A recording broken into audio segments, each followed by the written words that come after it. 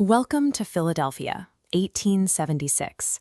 The United States is throwing a massive coming-out party.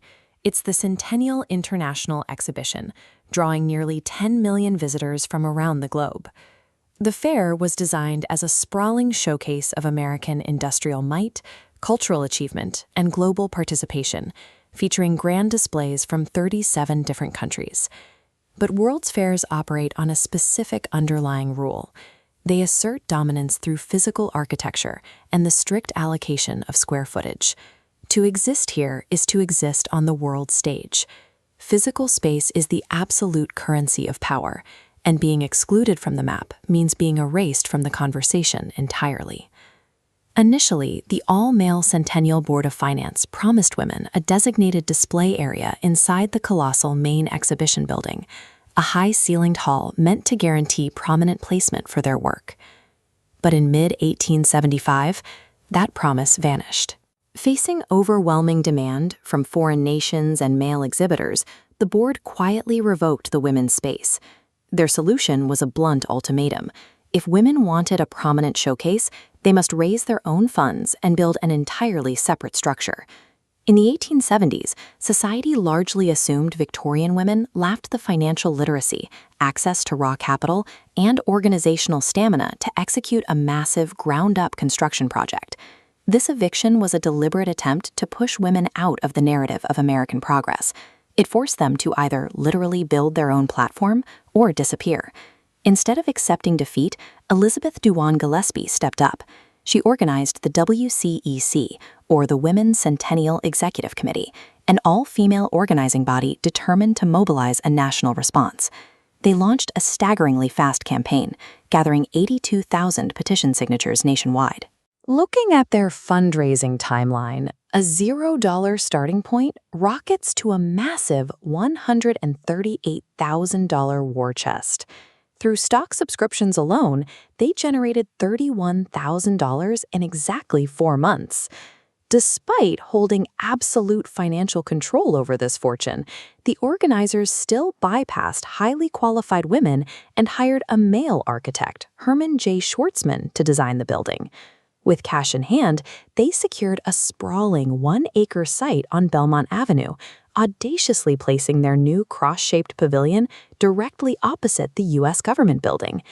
This fundraising blitz proved women could wield serious capital and execute massive interstate logistics completely without male oversight.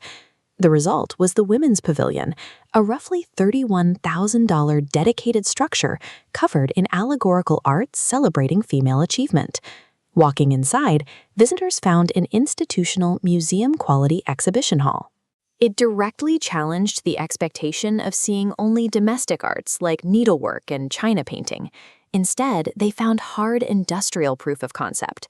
The floor was packed with women showcasing their own patented inventions, heavy engineering devices, and complex machinery, like this telegraph equipment and the first locomotive sewing machine. The displays featured live-action demonstrations.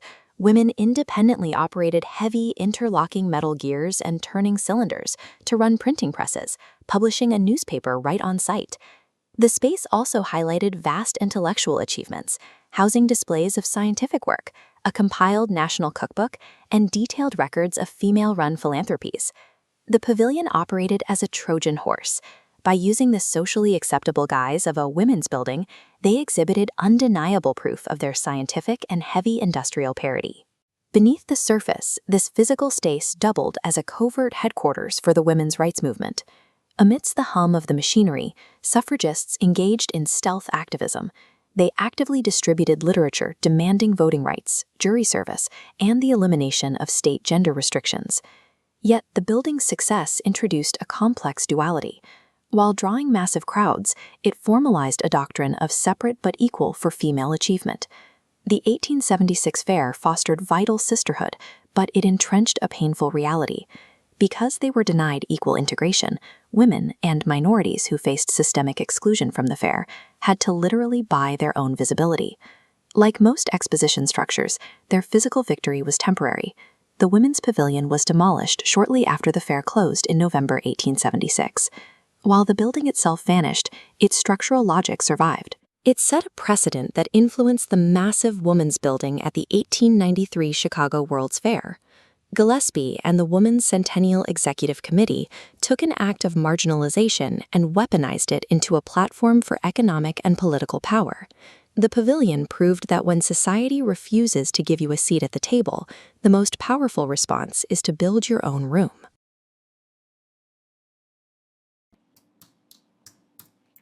Thank you for watching. Please like and subscribe. It really helps us.